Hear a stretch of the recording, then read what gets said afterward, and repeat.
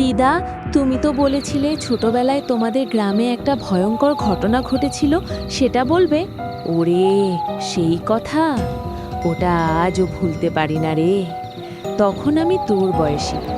আমাদের গ্রামটা ছিল নদীর ধারে, চারপাশে গাছপালা, পুকুর। একটা পুকুর ছিল গ্রামের একদম শেষ প্রান্তে। ওই পুকুরটার ধারে সন্ধ্যার পর কেউ যেত না। কেন দিদা?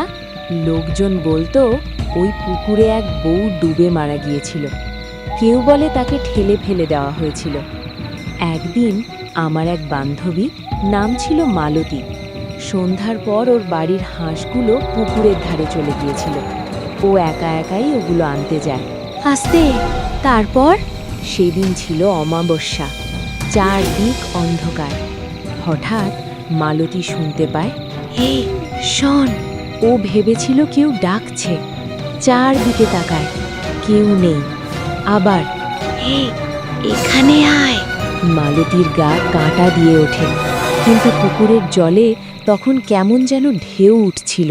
ও কি কাছে গিয়েছিল? হ্যাঁ রে, ধীরে ধীরে পুকুরের ধারে গিয়ে দাঁড়ায়। জলের মধ্যে নিজের ছায়া দেখার কথা, কিন্তু ও দেখে জলের মধ্যে অন্য একটা মুখ, একটা মেয়ের, চোখ দুটো একদম ফাঁকা। আমাকে টেনে তোলো। মালতী ভয়ে পিছিয়ে যেতে চায়, কিন্তু ওর পা যেন মাটিতে আটকে যায়।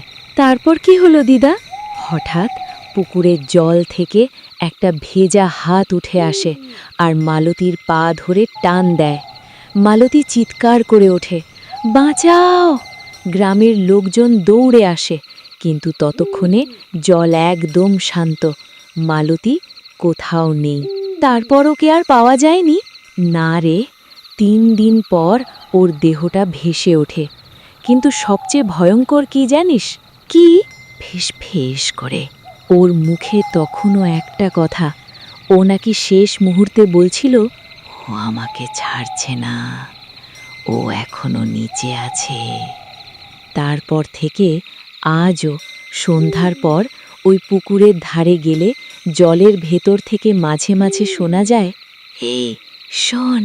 তাই বলি, সন্ধ্যার পর কখনো পুকুরের ধারে যাস না রে।